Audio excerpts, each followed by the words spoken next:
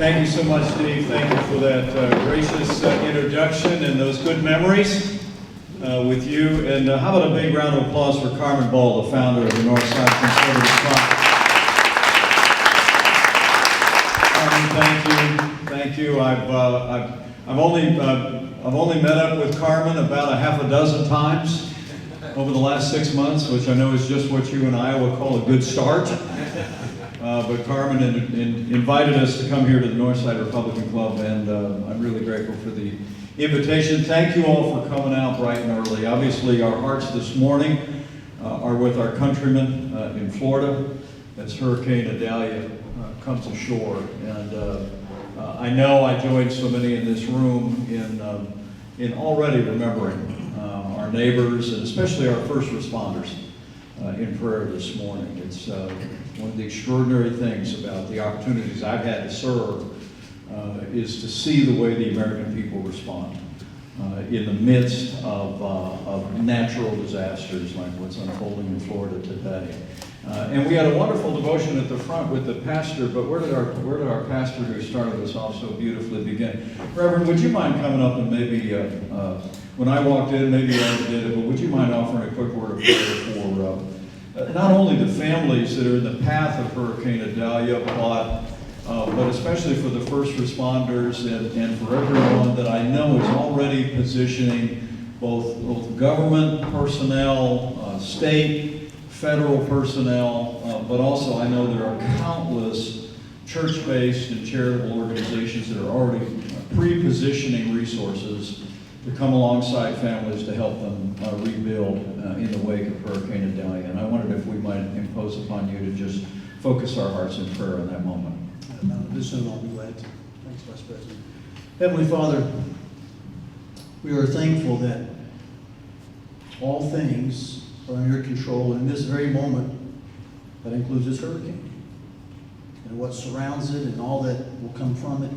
We're thanking that you have gifted and created and given people talents and abilities and skills for these kinds of emergencies. And Lord, will you use and empower American people, citizens, others, organizations, entities, nonprofits, businesses? Will you just converge and use all of these people, organizations for the goal of saving lives? Well, life matters in these moments when we just pray for your hand of protection and sovereignty. Thank you that we can trust you, that nothing slips through your hands accidentally. So we do trust you this morning and ask for your power to be displayed in this moment, protecting our citizens. In Christ's name we pray. Amen. Thank you so much. Thank you so much. Well, good morning, everybody. I'm Mike Pence. I'm from Indiana, and I'm running for President of the United States. Thank you for coming out today. It's wonderful to be back in Iowa. We had a great 4th of July in Urbandale, which the advantage of being in Urbandale and doing the parade was that it was only 95 degrees. And Karen and I walk parades. We're old school, even though we're a little older. And the nice part about that parade is the last half mile's all uphill. So we actually had a pretty good workout that day. But what was amazing, and maybe it's the reason why I feel so at home in Iowa, is because despite the fact that it was 95 degrees, the streets were lined, 10 and 20 deep with people celebrating our Independence Day, celebrating our freedom, and the patriotism and the love of this country that was evident that day was just really inspiring to me. But it's wonderful to be back with all of you. I'm anxious to know what's on your mind, but let me share a couple of things if I can. Carmen said just maybe a few words at the front end, and then we'll take a few questions.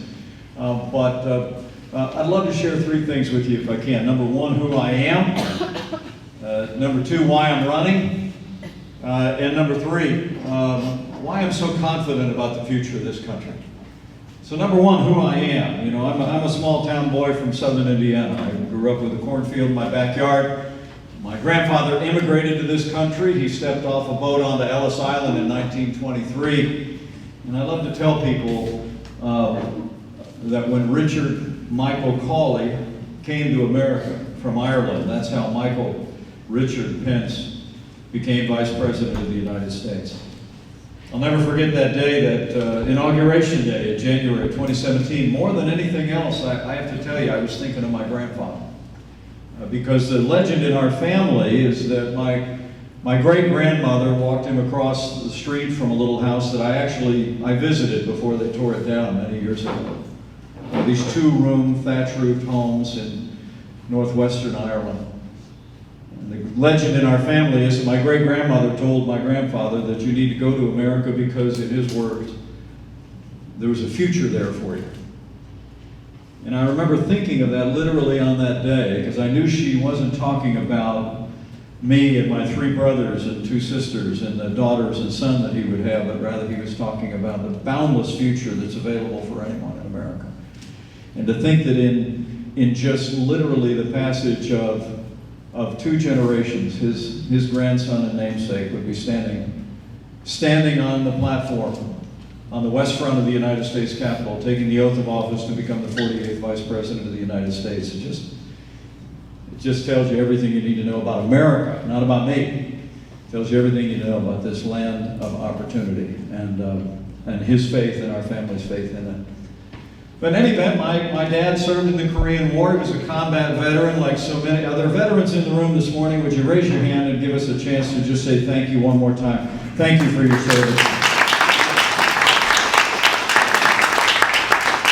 My dad was a combat veteran in the Korean War, came home with medals on his chest. He put them in the drawer, never really talked about it until me and my 3 brothers and sisters had become young adults. My mom is a precocious first-generation Irish-American, redhead as well. She's unstoppable. My mom is probably where I got most of my interest in public life, Senator. And give the Senator another round of applause. He's one of these great conservative champions of the program. Good to see you. But we were raised really in a family that was all about a faith and the American dream. My dad built a small business in southern Indiana. It was a gas station business. I actually worked as a gas station attendant in Columbus, Indiana for 5 years. I helped pay my way through school. And for some of you young people that are here, we'll explain after the meeting what a gas station attendant was. It's kind of a foreign concept for many people. Just imagine if you pulled into a gas station and somebody just, ran to your car, washed your windshield, filled up your tank, and didn't charge you any more for it.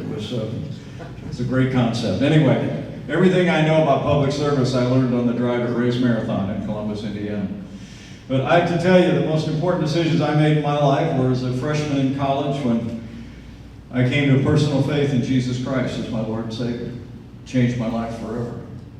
And then it'd be a few years after that I would be standing in the back of a church and I saw this beautiful brunette playing guitar in the church group. I followed her out the back of the church, and we walked out the front of a church about a year and a half later, and we've been married 38 years. And I have to tell you, my wife Karen Pence is really stepping over the country. We raised 3 incredible kids. Our son is a captain in the United States Marine Corps, who actually leaves for Top Gun in just a couple of weeks. He's a fighter pilot. One of my unworthy son-in-laws is also a fighter pilot. Henry finished Top Gun last summer and is now actually an instructor in Fallon, Nevada. I'm married to our daughter, and our daughter Audrey is a working prosecutor. Her husband works in the space industry. We're just incredibly blessed in our family by these kids. And those of you that are equally blessed know that we figured out in the last 2 years that the reason we had children was to have grandchildren. And are we okay with that? We have 3 of the most beautiful granddaughters ever born in the history of the world. We're born to our daughter and our wonderful daughter-in-law, and we're incredibly blessed. I would tell you, since we left Washington, D.C. and moved back to Indiana, we got 5 acres and a pond. I bought a John Deere riding mower, got a pickup truck. I mean, our life's been pretty good. Back in Indiana, we're just Mike and Karen. But frankly, it would have been easy to sit this one out. Traveling the country, campaigning for Republicans, traveling for business. I had the opportunity to write my life story in a book last year. But I have to tell you, when I look at everything that's happened to this country, that's what I want to tell you about why I'm running. I mean, Joe Biden has weakened this country at home and abroad more rapidly and more disastrously than any administration in my lifetime. People have often asked me if I knew it'd be this bad when we were out there working our hearts out in that re-election campaign in 2020. And frankly, I knew it'd be bad. I didn't know it'd be this bad. I mean, in so many ways, Joe Biden won his party's nomination, but Bernie Sanders won the party. And the Democratic Party today has been overtaken by the radical left and a socialist agenda that literally has been trampling on our economy, trampling on our freedoms. And that disastrous withdrawal in Afghanistan has literally emboldened the enemies of freedom around the world. As I said, it would have been easy to sit this one out, to skip flying to Iowa last night and getting up early this morning and coming here to Northside. But that's not the way I was raised, Carmen. I mean, I was raised to believe that to whom much is given, much will be required. And my family's been given much by this country. It's one of the reasons I felt called to run for Congress and to serve as a leader in Congress. One of the reasons why I ran for governor of Indiana. And one of the great privileges I had to be your vice president. I just looked at where the country is today, reflected on the experiences we had. And I said, now is the time for everyone who has the ability to turn America around to accept the responsibility to try. And that's why I'm running for president of the United States. So that's who I am, that's why I'm running. But let me tell you why I'm so optimistic. As I tell you, as I travel around the country, Senator, maybe you've heard this too, it's a challenging time. Joe Biden's policies, runaway spending has unleashed the worst inflation in 40 years. Their open border policies have unleashed the worst border crisis in American history. The war on energy has caused energy prices to go through the roof. Gasoline prices are still up 60% from where they were the day we left office. And the steady assault on our liberties and our values makes headlines every day. And as I said, that catastrophic withdrawal from Afghanistan 2 years ago last week has unleashed authoritarian regimes around the world. Wars raging in Eastern Europe. China continues to menace in the Asia Pacific. And as this administration continues its policies of appeasement toward Iran, announcing recently to pay $6 billion in hostage ransom, Iran is back to its old habits of sowing malign influence and violence around the world. But I'm still optimistic. I'm optimistic because I have faith. First, I have faith in the American people. I was in a debate in Milwaukee the other night. I don't know if any of you had a chance to catch it on television. Got a little sporty up there. And I was privileged to be there, I really was. Many of you who are here this morning contributed to our campaign, made it possible for us to be there. And I want to thank you from the bottom of my heart. It was an incredible privilege to be on that stage. But I said then that, my confidence comes from the fact that in all my years as vice president, my years as governor, even in some respects my years as Congress, my opinion of the American people went up every single year. Because when you're in these positions, it's like when the derecho rolled through Iowa just a few years back.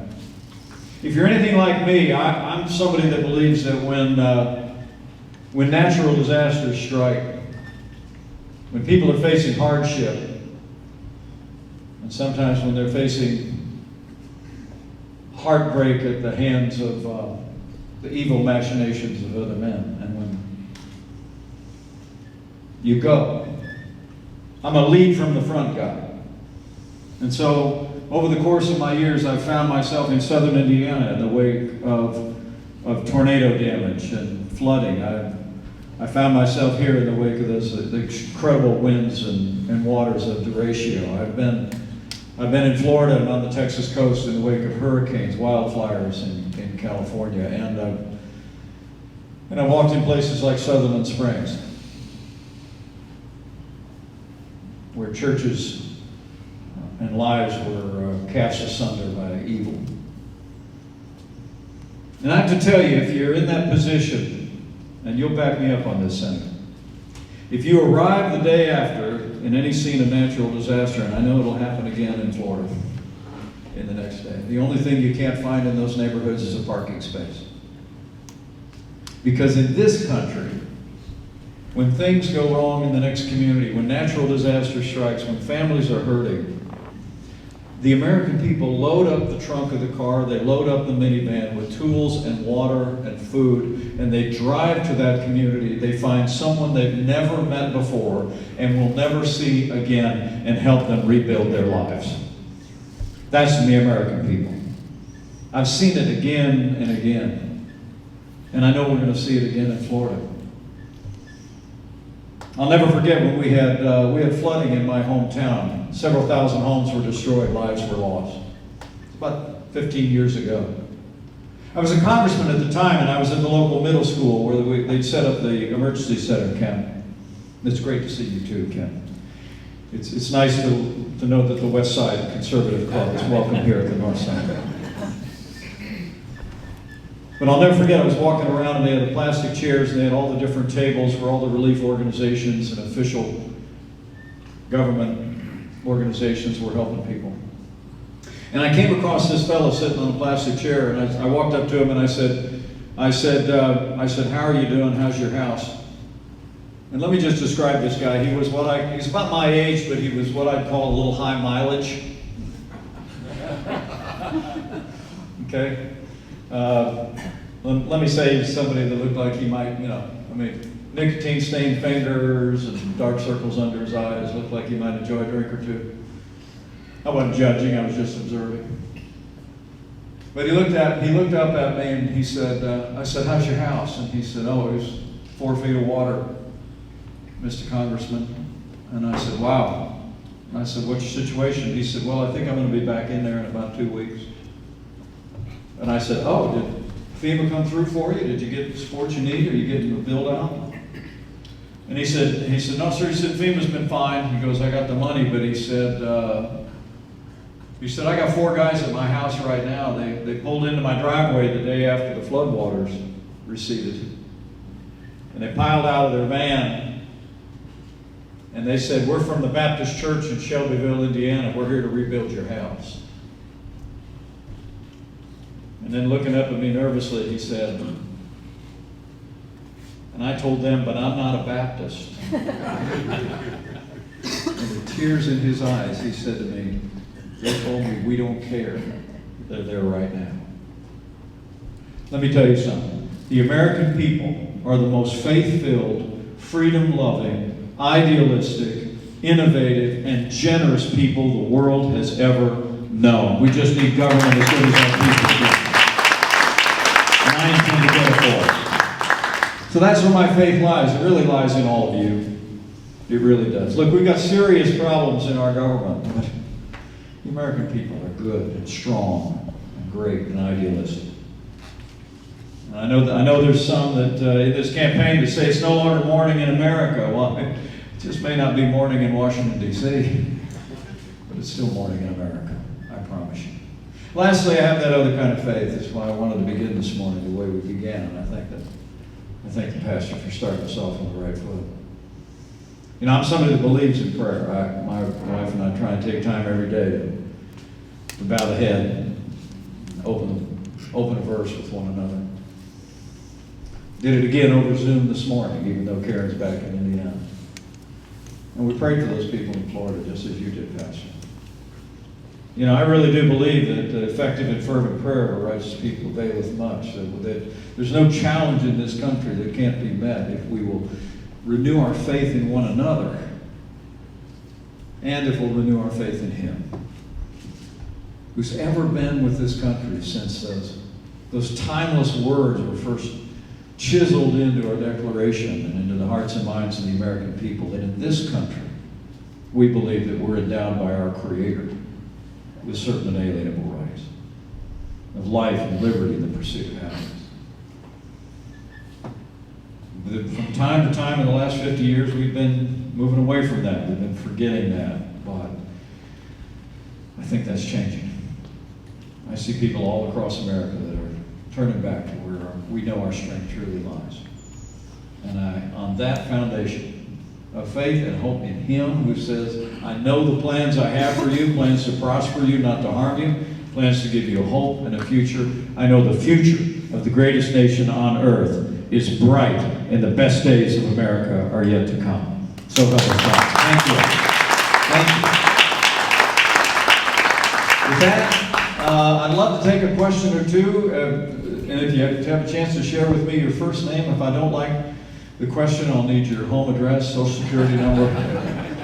Just kidding. Jim, hi. Yeah, good morning. Let's talk a little bit about the future of Ukraine. Yes, sir. Our friends at the Heritage Foundation, who published the Index of Economic Freedom in roughly the last 10 years, they characterize economic freedom and they put them into broad categories, and the Ukraine was put into the economic category of mostly unfree. Right? There's a group called the Small Arms Survey in Geneva, which attempts to measure gun ownership in private hands worldwide. And in the United States, for every 100 people, there are 120 firearms privately owned. And in the Ukraine, if you round it up, it gets to 10. I'd like to imagine now that sometime during your presidency, the Russian military is expelled or leaves the Ukraine entirely. Right? What role should or could a U.S. president play in the economic life of a country which is not economically free, which is not socially or civilly cohesive, and where the citizenry is disarmed? Mm-hmm. Well, Jim, I think it's a very interesting question, but I like your optimism about expelling the Russian military. I really do. It's far from certain. It's far from certain. I mean, a year and a half ago, the second most powerful military in the world launched an unprovoked invasion into a neighbor. And I must tell you, having visited there with a group called Samaritan's Purse that is a great Christian relief organization, the atrocities that the Russian military is engaged in there are unspeakable against men, women, and children. But let me say, I believe that it is in our national interest to continue to provide the Ukrainian military with the resources they need to expel the Russian military. Because I have no doubt in my mind, despite what some in this campaign are saying, if the Russian military overruns Ukraine, it's not going to be long before they cross a border where we're going to have to send men and women in uniform to go and fight them. We just are. I mean, Vladimir Putin has made no secret. I mean, for 20 years he has said what he wants to do is reestablish the old Soviet sphere of influence. That begins with Ukraine, but it doesn't end there. It also includes the Baltics, and it may well include Poland. But they cross over a NATO border, then we're in. Then we're fighting. We have thousands of American troops in Europe today, and look, Article 5 under the NATO Charter has never been exercised except once, after 9/11. And all of our NATO allies went to Afghanistan with us to take down Al-Qaeda and to take down the Taliban, right? And so we would have no choice if they crossed that border. So I want to say that very emphatically. It's, the war in Ukraine is not our war, but freedom is our fight. America is the leader of the free world. We're the arsenal of democracy. And I think it is in our national interest to give the Ukrainian military what they need to fight and expel the Russian military. And make no mistake about it, we've invested about 3% of our defense budget over there over the last year or so. And with that investment, just if you want to be practical about it, with that investment, Russia's gone from the second most powerful military in the world to the second most powerful military in Ukraine. It's actually what we might call progress. Now, with regard to changes in Ukraine, I expect Ukraine has a long way to go. One of the things that our administration tried to push on was this whole issue of corruption there.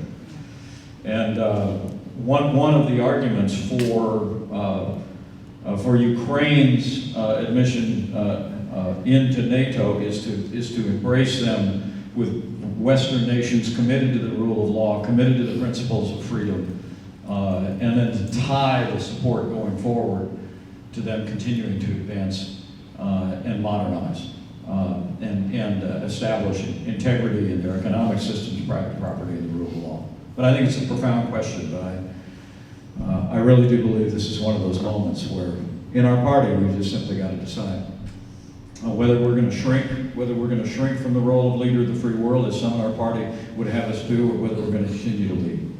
And let me be very clear on this. I think I said this in Milwaukee. Anybody that says that we can't solve our problems here in America and be the leader of the free world has got a pretty small view of the greatest nation on earth. We can do both. We've been doing both for a long time.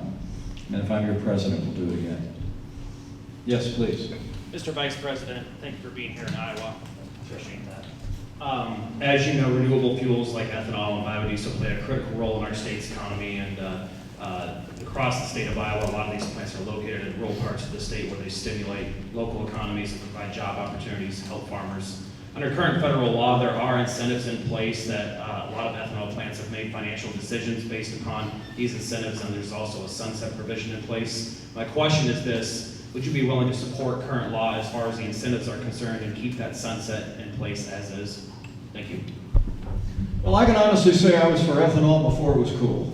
I really was. Look, I'm from Indiana, all right?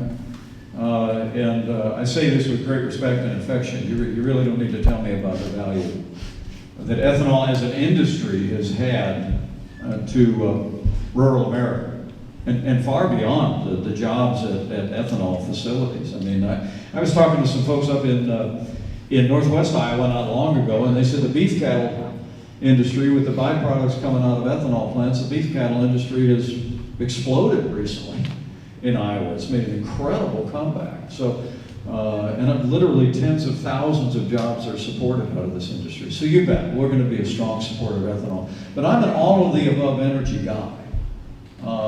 And one of the things that you'll figure out about me is that I'm somebody that, you know, I love to tell people I'm a Christian, a conservative, and a Republican in that order. I actually co-founded a think tank in Indiana with the Heritage Foundation back when you and I both had dark hair in the early 1990s. I guarantee you, that's how long I've been in this movement, advocating conservative policy. That's why you go to MikePence2024.com, which I encourage you all to do. You can make a contribution, but you can also read up. We were the first one to come out with a plan to combat inflation. We've got a full-blown energy plan, all written out there, which you'll also see renewables are a part of that, including ethanol. Yesterday, we just came out with a new plan of what we call day one executive action, of things that we would initiate on the first day of an administration. Because, you know, I said last week with all humility, I do believe it's part of why I'm running, that I think I'm the most qualified, the most tested, and the most proven conservative in this race. And I want the American people to know, not have to guess what a Pence administration would be about from day one. We laid that out just yesterday. So check it out. You'll be happy with it. Yes, sir. Vice President, and I have met you many times since the year 2016, and I really want to thank you for your great vision, integrity, and fighting spirit for this country. And I just want to ask you the same question for many candidates that I graduated from Iowa State, and took me 18 years to become U.S. citizen. The U.S. federal government make legal immigrants very hard. It's very great point. Make illegal immigrants relatively easy. So this just like you go to Walmart, you wait in long line. It's easier just to take the stuff away without payment. So it's very unfair for people waiting in the line. So that I want to ask you this question: that how do you fix the legal immigration, make the legal people easier and fair? Right. But let me say to my fellow American, I'm glad you're here. I really am. And thank you for joining us. It's just wonderful. And it's good to see you again. Thank you. Look, we've got a broken immigration system. We've got a broken border. Yes. We just do. The crisis at our border is 100% man-made, and that man's name is Joe Biden. We had reduced illegal immigration and asylum abuse by 90% before that pandemic struck. And with Title 42, we kept it down. I mean, we did a combination of things. We built hundreds of miles of border wall. I was in those negotiations on Capitol Hill. You remember the government shut down back in 2018. We were there all throughout Christmas, all through the New Year's. We finally found a way to get funding for the border wall. We built out the wall, but we also negotiated. I actually negotiated for the administration what's called the Remain in Mexico policy, where we said to people, we don't want people to come and apply for asylum in the country and then vanish into the country, waiting for their court hearing. We said, look, if you apply for asylum, how about you wait in Mexico? And no sooner had we done that than asylum applications virtually dried up, right? Asylum abuse ended. And then with Title 42, we were able to put people out of the country immediately, and we solved the problem. We can solve it again. I'm going to tell you what, day one of a Pence administration, we are going to reinstitute policies, and we're going to secure the southern border of the United States of America. A nation without borders is not a nation. That's one. Two is to recognize that we all talk about that. It seems like Republicans all very quickly talk about the border, we're going to solve the border. But we've got a broken immigration system. And nobody wants to talk about that. I do. I mean, in my years in Congress, we came up with a modernization of our immigration system. I worked it out with a senator from Texas, Kay Bailey Hutchison, was a senior senator from Texas 15 years ago. It's basically the idea of a modern guest worker program. I mean, whether it's in agriculture, whether it's in industry, we have needs in a growing economy for labor, right? I mean, everywhere I go, I hear people talking about the economy. In spite of the disastrous economic policies of Joe Biden, this economy is trying to breathe, is trying to grow, but there's labor shortages everywhere. And I submit to you that what we need to do right after we get that border secured is we need to modernize our immigration system and take it out of this kind of incoherent chain migration program that we have today and create a merit-based immigration program that says, what do we need in Iowa? What do we need in Indiana? What do we need in various sectors of the economy? And then open the gates of the country for people that are willing to come here legally and work in those occupations. And the Bible says there's nothing new under the sun. What is now has been before. And that's true in this area too. When my grandfather got off that boat on Ellis Island, believe it or not, he had to get a credential to be a tailor, right? A suit maker. Because there was a quota of people from Ireland working in various occupations. And he had to qualify to fill one of those categories. And he did. He went to England and studied to be a tailor, and then he came over with that credential. So why aren't we doing that now? Why aren't we saying, what are the needs of America? And then open the doors in America for people to come into this country legally under a coherent system. We can do it. I really do believe the American people long to see us do it, and it's going to be a key part of us continuing to grow. So secure the border, no amnesty, but let's modernize and fix this broken immigration system once and for all. How about it, Iowa? Sound good? Mr. Vice President, thank you for being here. No, thank you. One question I would like you to comment on is technology. And it's a pervasive part of our life today. The administration is implementing numerous regulations to tap down different areas of technology that affect military and all aspects of life. Do you have any comment on how you would approach technology use within America or the regulatory part of that? Well, thanks for the question. I think you and I could go sit down for a couple of hours and talk about this. Yeah. To me, look, I think a lot of people don't know that if we don't elect a Republican president or Republican Congress, the tax cuts that we signed into law in the Trump-Pence administration go away in 2025, right? I promise you we'll extend those tax cuts. In fact, I'm going to work to lower taxes even further, to make American businesses even more competitive, right? We lowered the tax rate to a certain level where it's a median level, but and we brought thousands of factories back to this country, but we can't let Joe Biden and the Democrats raise our taxes. Regulations is I think, an equal weight or incentive in the economy. And the reality is that we need to have, we need to have a refereed private sector with regulations, but I want to get back to repealing 3 regulations for every new regulation that goes on the books, right? Let's cut the red tape in the city and on the farm. We don't want to stifle innovation and technology. We want to create an environment where you can have capital formation and that American creativity. The one area that I'm thinking a lot about and I'm studying a lot, but I'd welcome input here. There's a lot of incredibly thoughtful people in Iowa.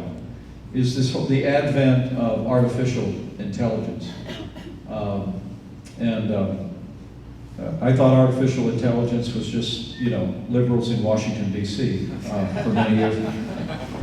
But actually, AI is now, it's becoming pervasive in much of our technology, in much of our industries. I think we need to have a conversation about the role of AI, both in the way that it could impact privacy, the way that it could impact intellectual property rights in this country, and also the way it could impact jobs in this country. I think we need to be thoughtful about it, but we can't drag our feet on it. I mean, frankly, you look at China and the investments that they're making in artificial intelligence, and of course, artificial intelligence playing an enormously important role in our national defense and our military. We need to continue to lean into developing that technology, right? But I also think that in a free society, we've got to make sure that we're looking out after the interest of Americans and the privacy of Americans as it unfolds. But that's something I'm thinking a lot about. But if you got anything on it, send it my way. Yes, sir, please. Can you talk a little bit about your economic policies and maybe how to get back to a year like 2019? And then any philosophy you have about Supreme Court justices or who your vice president might be? Yeah. That's a fun group of questions. I love it when people say to me, who would your vice president be? And I said, well, only the nominee gets to pick that. Thank you for the confidence. Look, it's one of my frustrations with that debate last Wednesday, candidly. I know Brett and Martha, I thought they did their level best. But I would have rather we talked a whole lot more about the economy, because frankly, as I travel around Iowa and New Hampshire and across this country, this economy's hurting. I mean, Joe Biden keeps giving these speeches about the success of Bidenomics. Everything they've done has succeeded. That kind of reminds me of what Groucho Marx said. Who are you going to believe, me or your lying eyes? Right? I mean, the American people are saying, look, mortgage rates just went to a 22-year high last weekend. Right? Over 7%. And the Fed's already starting to signal that they're going to bring up interest rates again, so they're probably going higher. Inflation, even though the last reporting periods, it's down a little bit from where it was. It's 16.6% over the day we left office. I mean, eggs cost 50% more today than they did the day we left office. I was up in New Hampshire at a wonderful diner. A wonderful man and his wife started this restaurant 20 years ago. Now they have 30 employees. He told me, I'm laying people off because of the cost of eggs. I mean, this is real stuff. And so it's one of the reasons why we came out, the very first plan we put out was to combat inflation. And we laid out a plan that extend Trump-Pence tax cuts, to get back to rolling back regulation, to unleash American energy. Energy is you all know, there's a lot of great people in this room, energy is the wellspring of a growing economy. It's also the drag on the ticket. I mean, the cost of energy is built into virtually every good and service in the nation. And so we've got to get back to moving away from this radical Green New Deal agenda of the Biden administration and turn off these massive mandates they put into effect and unleash American energy. I also believe the Federal Reserve needs to be put back in the lane that it was founded to be in. Now, this is a little obscure, so I won't dwell on it, but there's something called a dual mandate, which decades ago we told the Federal Reserve, you work on not only protecting the value of the dollar in my pocket, but I want you to work on full employment. It's a dual mandate. Yeah, a lot of people don't know about it. And so that's why you see things like quantitative easing, and you see the Federal Reserve priming the pump and trying to get full employment. Look, I think the Federal Reserve ought to focus 100% on protecting the American dollar and protecting the currency. And we ought to hold presidents and senators and congressmen and state leaders accountable for making sure that Americans are going to work every day, okay? That's an accountable system. And finally, I just think creating the conditions where we're bringing jobs back to this country is part and parcel of the plan. We've got to start on that, but I think promoting the kind of policies that invite even more reinvestment in this country is absolutely critical. I think all of that part and parcel is how we get the economy going again, and we can. I mean, one of my enduring lessons in the Trump-Pence years was how quickly the economy came back. You know, you let the American people keep more of what they earn, you roll back red tape, you unleash American energy, you protect private property and contracts. Take 3 steps back, America booms, right?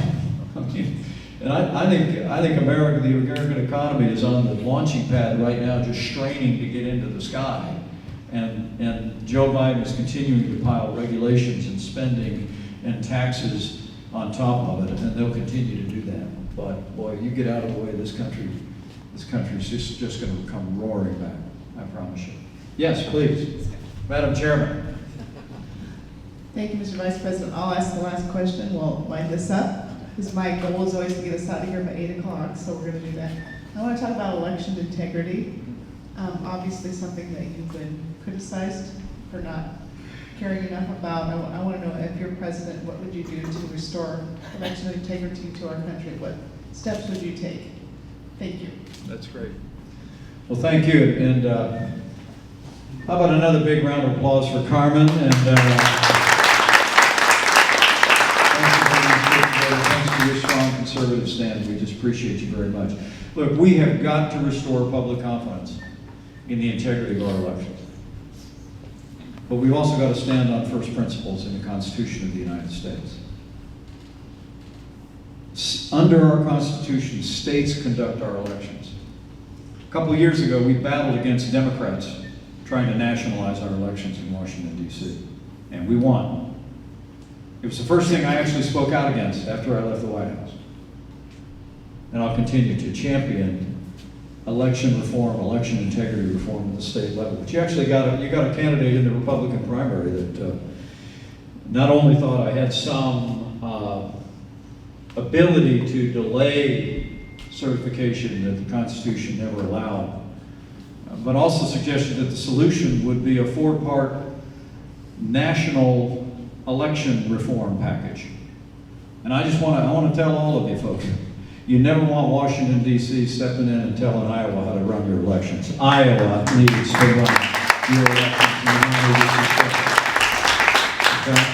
Now that being said, I think there's a role for Washington, D.C.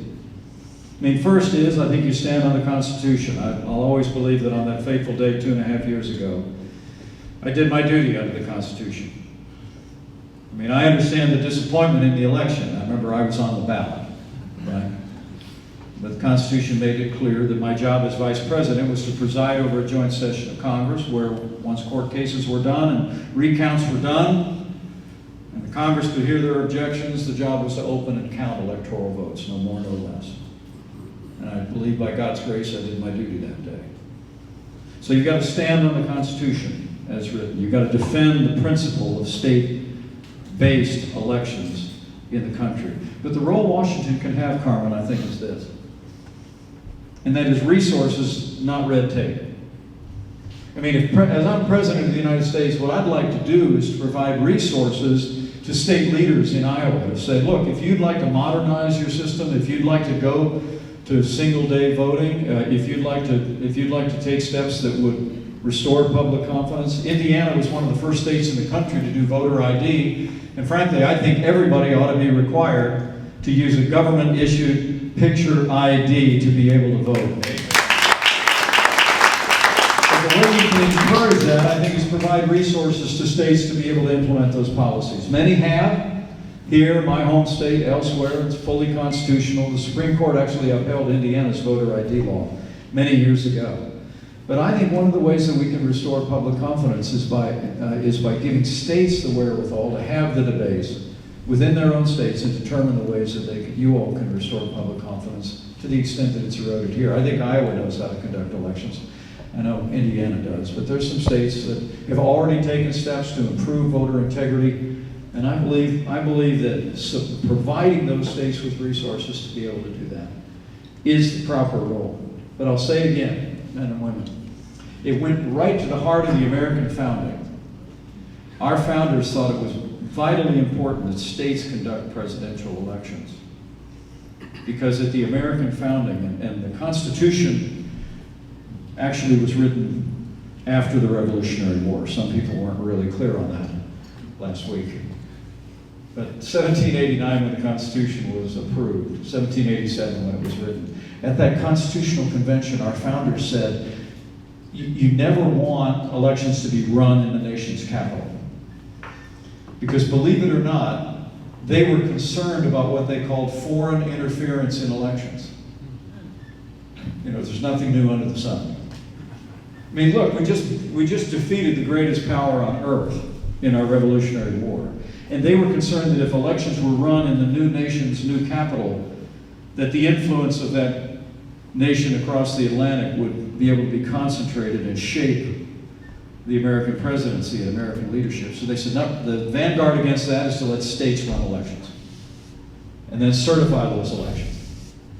And so as this debate goes forward, I just think we've got to hew to first principles. First principles to the Constitution, the first principles to the American founding. And I believe that we can restore public confidence in the integrity of our elections and still preserve the constitutional framework that has created the freest and most prosperous nation the world has ever known. And I promise you we'll do all of that. So help me God. Thank you much. Enjoy being with all of you today. Thank you for having me at Northside. I'm so grateful.